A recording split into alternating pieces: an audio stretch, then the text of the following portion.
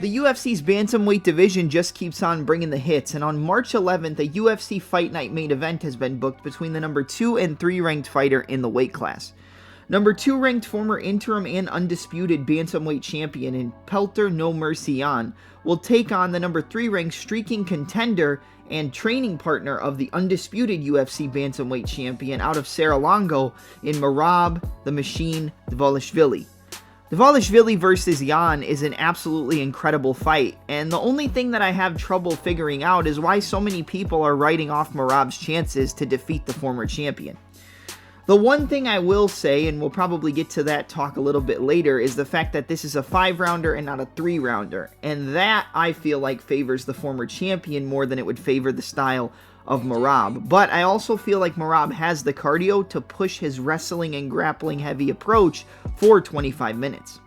Dvalishvili defeated Jose Aldo via unanimous decision in his last fight, in a fight where I myself picked the former champion and the featherweight GOAT to reign supreme. I thought that Aldo's striking and takedown defense was going to be way too much for Merab to handle, going off the fact that he got dropped multiple times against Magic Marlon Moraes. And although he was able to come back and rally and get the fight won via TKO, I still felt like Aldo was going to be too much for Merab. However, he proved us all wrong and dominated by pushing Aldo up against the cage and holding him in a clinch position and controlling where the fight took place for the majority of it.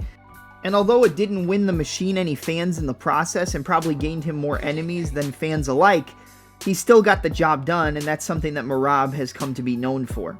This is really a tough fight to call, and I know that Yan is going to be the much more polished striker. I know Yan has the ability to maintain the range and throw combinations much cleaner than Merab does.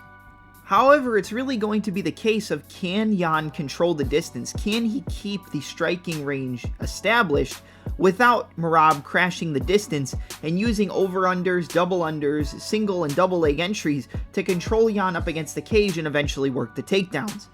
In Petr Yan's rematch against the Funkmaster Aljamain Sterling, who, as we already mentioned, is the training partner of Merab Dvalishvili, he was getting taken down, he was getting controlled, he was getting his back taken, and he was getting almost strangled by the funky human backpack in Aljamain Sterling.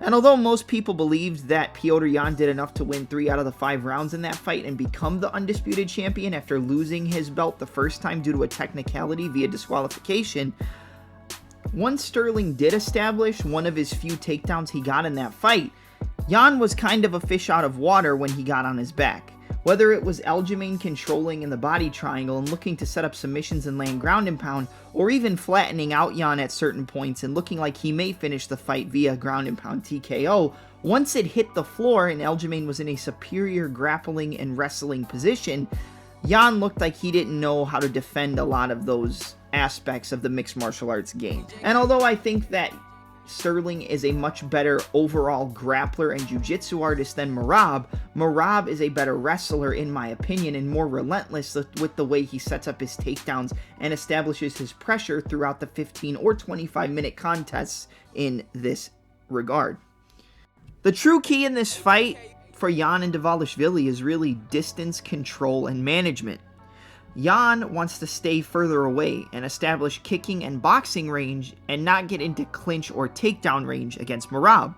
However, Merab wants to close the distance, get into the clinch and takedown range, and crash the pocket against Yan, pushing him up against the cage and establishing control, setting up takedowns and working superior grappling position and jiu-jitsu advantages once the fight does hit the mat, if he can successfully take Yan down throughout the 25-minute fight. For Yan, it's going to be about striking, crisp boxing combinations, same side punch kick combinations, and establishing good footwork, lateral movement, and in and out styles of footwork. It's all going to be about the feet and distance and the power that Yan can possess in the strikes that he lands on Merab. It's going to be about damage, volume, and combinations for Petr Yan. While on the side of Merab, it's going to be about takedowns, top position time, control time once it hits the floor, and the ability to stay close to Yan so he cannot establish those kicking and boxing combinations that he has become famous for in his mixed martial arts career.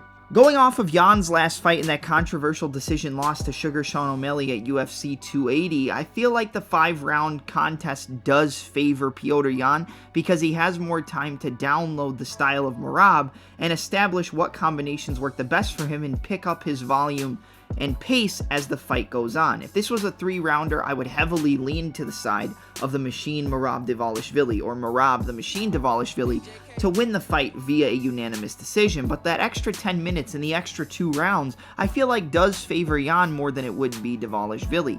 Even though I think Merab can keep up the grappling and cardio pressure for 25 minutes, Yan will download the data and learn to adapt to the style that Merab brings to the fight and be able to set up his striking combinations so long as he can maintain the distance as we already talked about. It's boxing range, mid-range, and kick range for Yan, while it's close range, clinch range, and takedown ability and cage control for Dvalishvili. If I'm going to make a pick here, honestly, I feel like this fight is 50-50. It's going to be the story of who can establish their game plan first. Can Merab pressure Petr Yan, push him against the cage, establish controlling positions, and take down No Mercy throughout the 25-minute contest? If so, he'll get his hand raised. Or will Yan pick up on the data, download the patterns and takedown attempts and takedown setups that Merab uses and clinch entries, and establish his striking game and vicious combinations on the feet to hurt Merab, just like the Moraes fight, but this time get him out of there.